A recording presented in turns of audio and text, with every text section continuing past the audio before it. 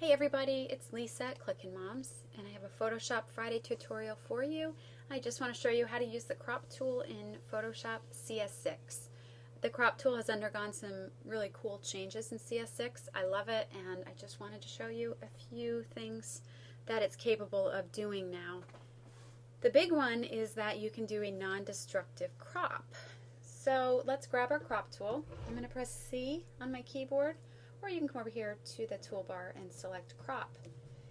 Photoshop opens the crop tool as an unconstrained value, meaning I can grab any of these handles here that are available to me and resize my image the way I want to. Once I have my crop box selected, I can also move into the image, and I can move this around freely inside of my crop box. Alright, so before I go ahead and crop this, let's move up here to the menu options bar to this area where we see delete cropped pixels. If this is checked and we were to crop this image, it's going to act like it always says act. It's going to throw those pixels that we said that we didn't want away. But if we uncheck this, let's hit enter or return to commit our crop. What happens is Photoshop retains those deleted pixels, and it does this by changing our background layer to a regular layer.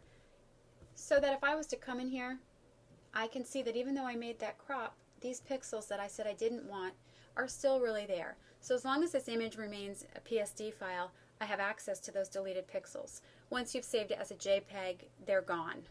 But you know, if 20 steps down the road I decided I hated the original crop that I did, I can come back in here and I can make the changes to that. So that is a really cool feature.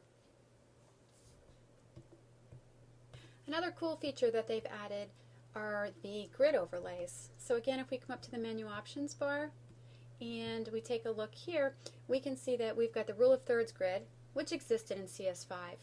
But the diagonal, the triangle, the golden ratio, the golden spiral, those did not exist. They're in Lightroom, but not in Photoshop. So this is really cool.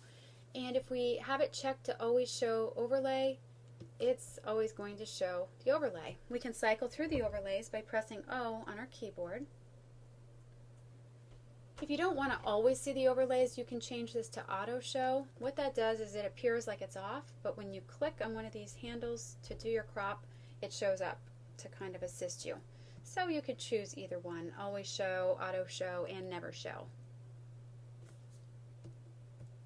As I mentioned, the crop tool opens unconstrained, so if you want to use a specific crop value, you can right click. You're presented with a few presets that already exist. You can also access those from the menu options bar.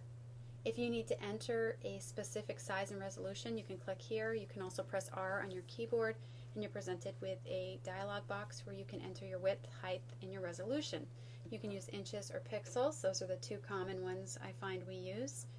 So let's go ahead and create one. I'm going to choose pixels. I'm going to make this for my blog. And I'm going to make this 800 pixels by 533 pixels. I'm going to make the resolution 72 ppi, and I'm going to check Save as Crop Preset, and I'm going to say OK.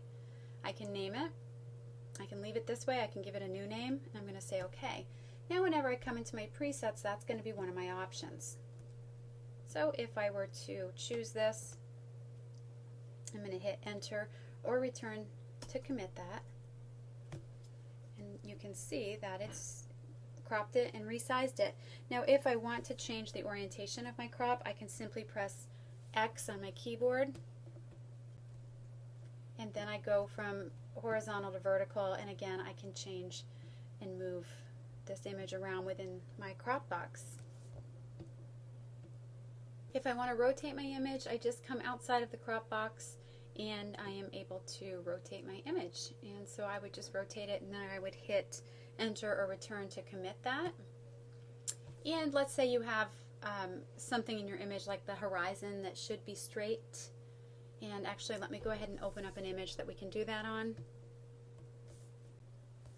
Okay, so I want to straighten this, and I want to use the horizon to do that. I come up here to the menu options bar, I click on Straighten, and I come down here into my image, and I'm just going to click and draw this line onto the horizon, and you can see that it actually straightened it and gave me a crop suggestion as well. So now I would just hit enter and return, and there we go. And those are some of the cool new features, and I hope you enjoyed this, and I hope you have a great day.